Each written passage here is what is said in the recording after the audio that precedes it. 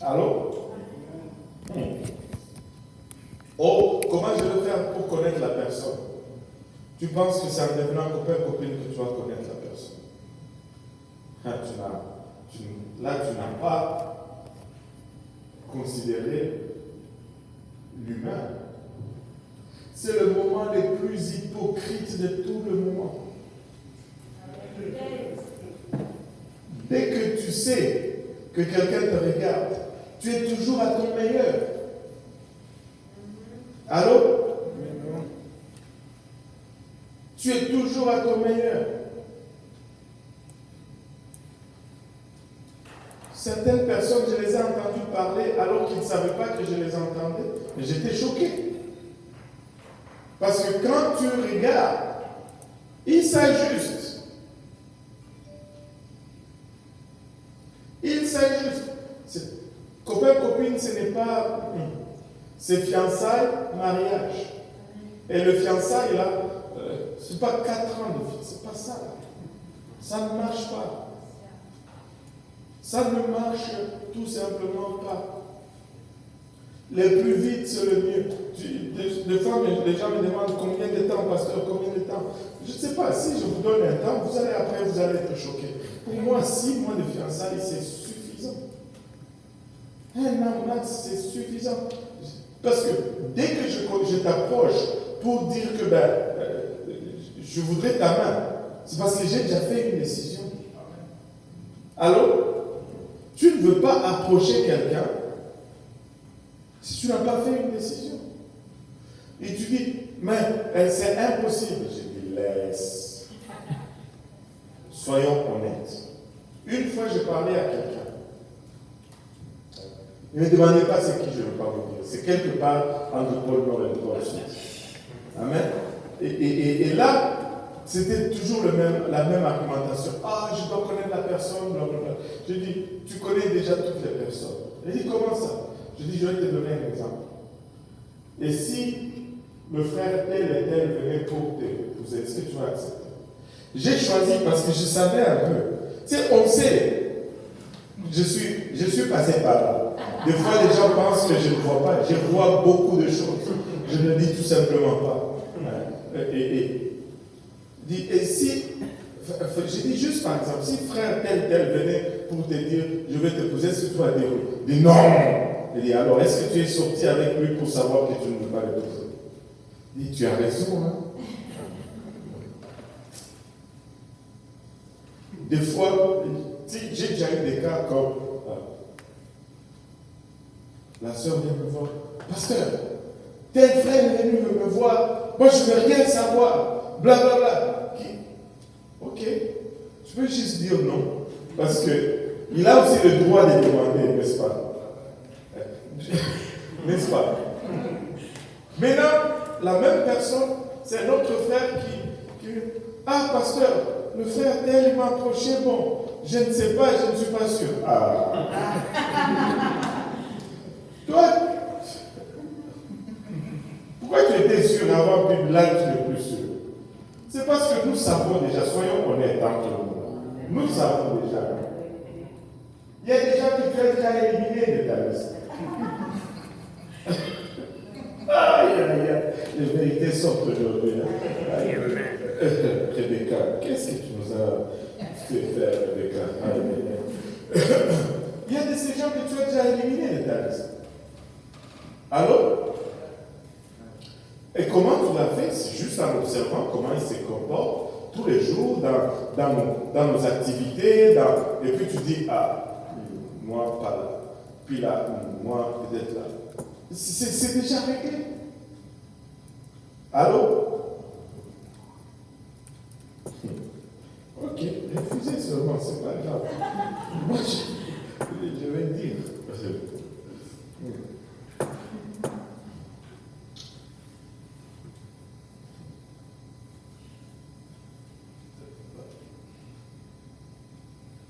Tu sais, il faut que tu sois travaillante. Regarde. Mais Rebecca, regardez un peu la réponse de Rebecca. Verset 18. Elle répondit, bois mon Seigneur. Hein? Et elle s'empressa d'abaisser sa Oh! Vois mon Seigneur, la douceur, le respect, et elle s'empressa. Elle n'était pas contrariée. Mais si tu es tout le temps contrarié, ne sois pas étonné. Alors, tout est contrarié. Quelqu'un te dit bonjour, tu es contrarié. Les gens vont te fuir. Alors, tu peux être belle comme la lune. Mais laisse-moi te dire, l'attitude a cette faculté de ternir la beauté comme pas possible.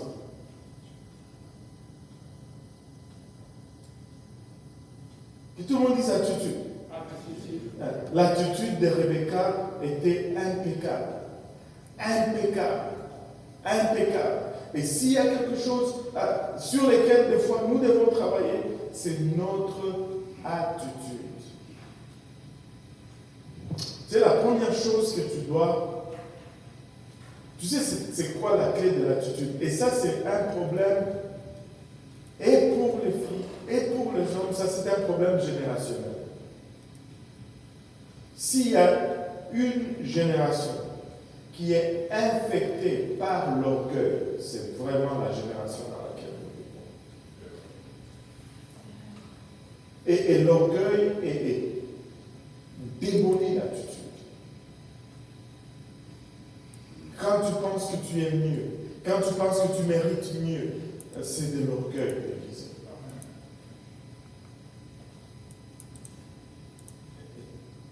Tu sais, l'humilité est une vertu extraordinaire. Mais oh que c'est rare de nos jours, l'humilité. Juste être un serviteur, juste être humble, juste, c'est...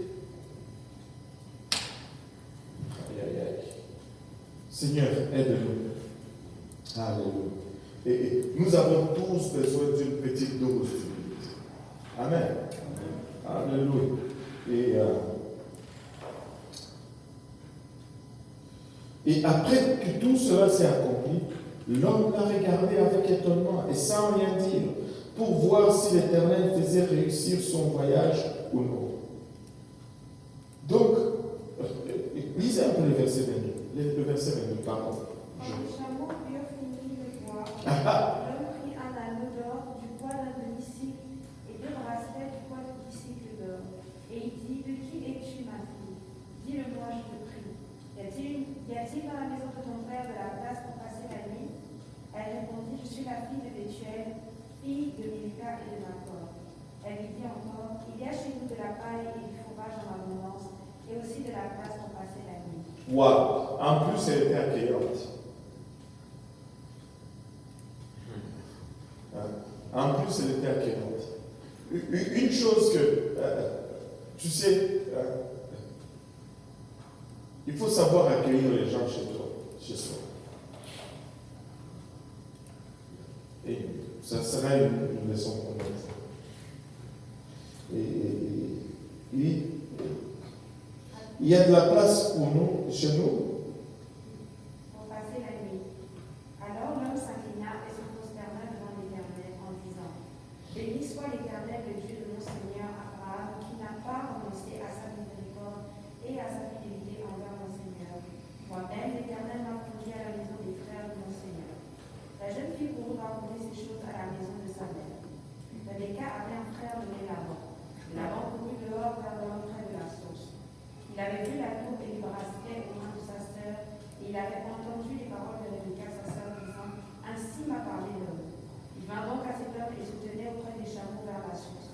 Waouh! Laban, on voit son caractère dès le départ. Dès qu'on mentionne pour la première fois son nom, tu vois déjà son caractère. La règle de la première mention s'applique encore ici.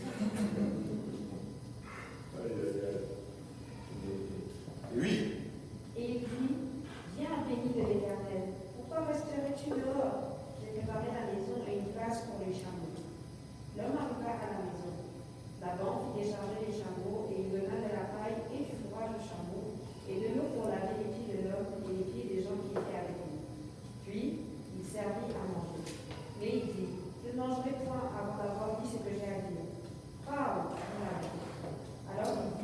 Pause.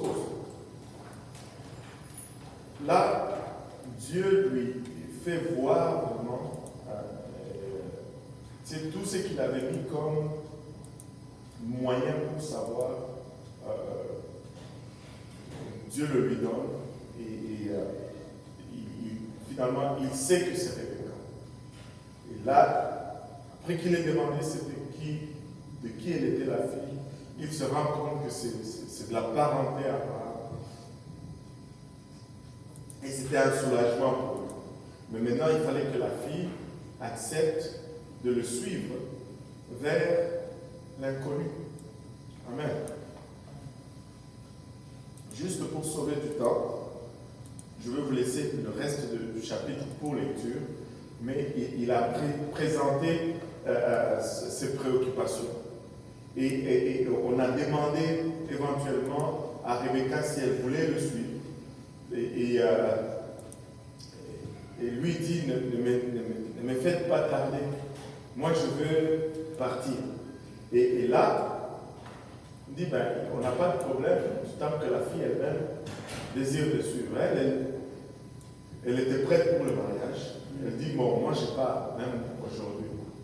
Fait que c'est comme ça que Rebecca a été prise de là où elle était pour être amenée comme épouse pour Isaac. Et là, on va rentrer maintenant dans l'étude de la vie d'Isaac. On ne va pas commencer aujourd'hui parce qu'il est déjà 20h30. Isaac a été le deuxième patriarche. Isaac, il a... on ne parle pas beaucoup de lui, mais il a une des caractéristiques particulières avec Isaac que j'ai toujours souligné, c'est qu'il est le seul patriarche à n'avoir jamais quitté la terre promise. Il est né à Canaan, il a vécu à Canaan tout son temps, et il a été mis à l'épreuve comme Abraham son père. Il a eu une famille, mais il est resté à Canaan. On va regarder un peu la vie d'Isaac le lundi prochain. On va tirer quelques leçons de cette vie-là, et avant de passer à ses enfants.